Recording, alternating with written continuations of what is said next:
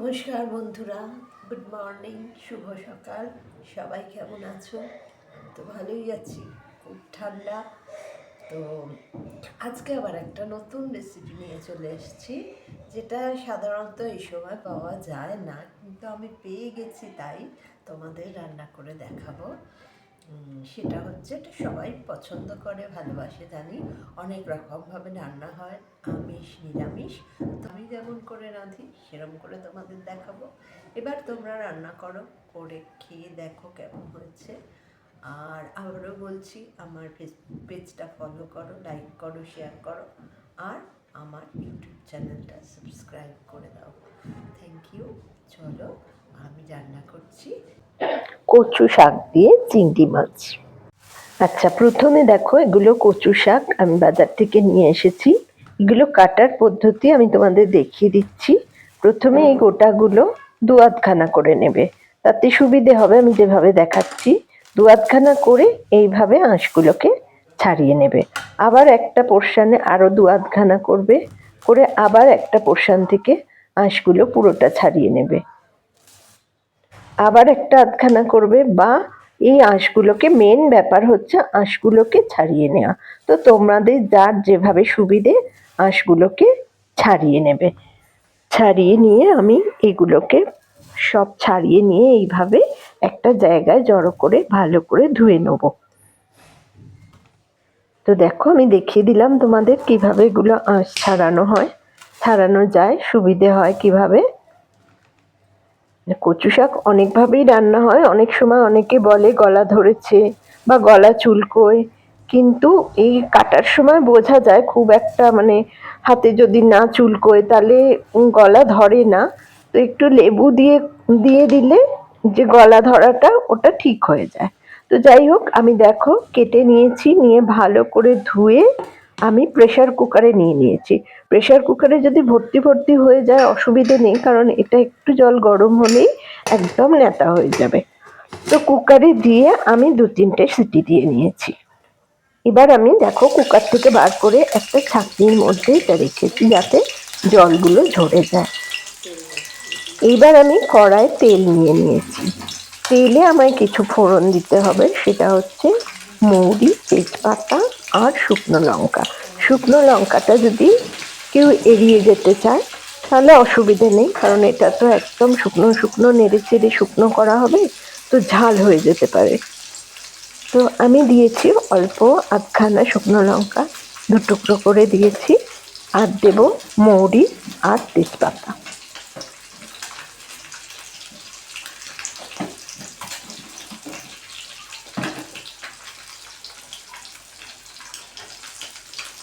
দুটো তেজপাতা দিয়ে দিচ্ছি, আর দেবো অল্প একটু মৌরি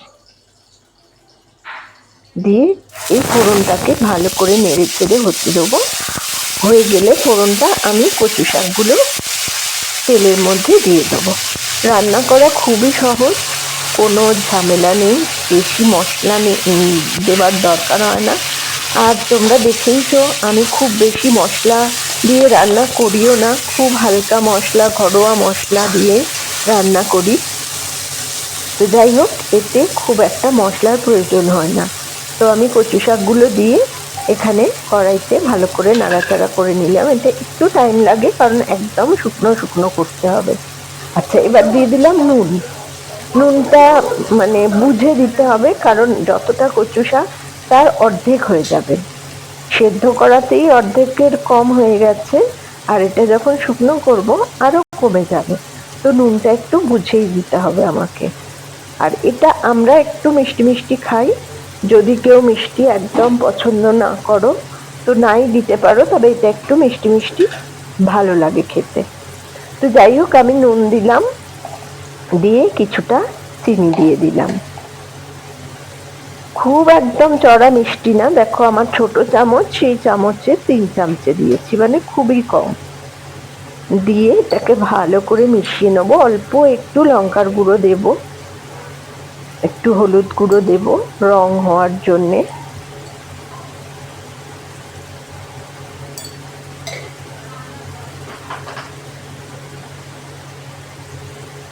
আর দেব অল্প একটু লঙ্কা গুঁড়ো। খুবই অল্প, টেস্ট আনার জন্যে, ঝাল নুন মিষ্টি সব কিছু ব্যালেন্স করার জন্যে খুবই অল্প। এইবার এটাকে নাড়তে হবে। আর এদিকে আমি চিংড়ি মাছ ছাড়িয়ে রেখেছি। এটা এমনিও করা যায়, এমনিও খেতে খুবই ভালো হয় নিরামিষ। তো আমি আজকে চিংড়ি মাছ দিয়েই করে দেখাবো।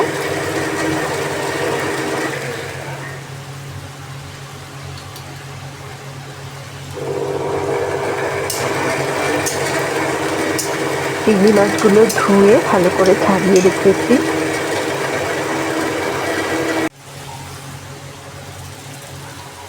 আর একটা মশলা রেখেছি, সেটা হচ্ছে 2টো তেজপাতা আর অল্প একটু মৌরি, 2 চামচে মৌরি।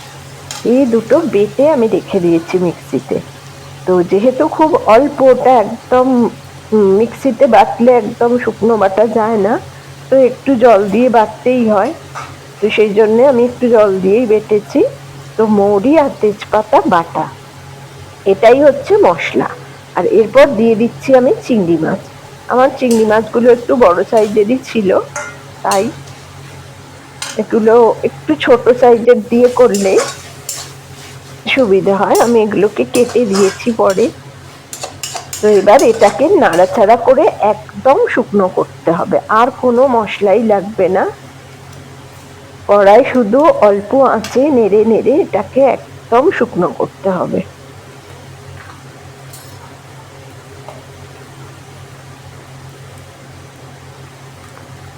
আর নামাবার আগে একটু আমি ঘি দিয়ে দিয়েছি,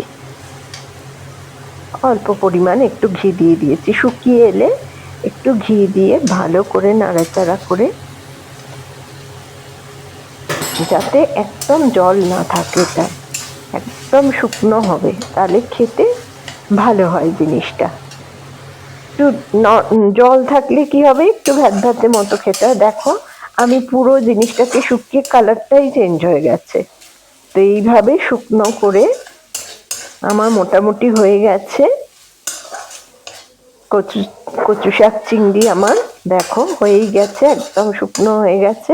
এবার আমি কড়া থেকে নামিয়ে অন্য একটি পাত্রে তুলে নেব। তো দেখো আমি অন্য পাত্রে তুলে নিয়েছি, আমার কচু শাক চিংড়ি রেডি। তো তোমরাও করো, করে খেয়ে আমাকে জানাও। তো চলো আজকের মতো টাটা।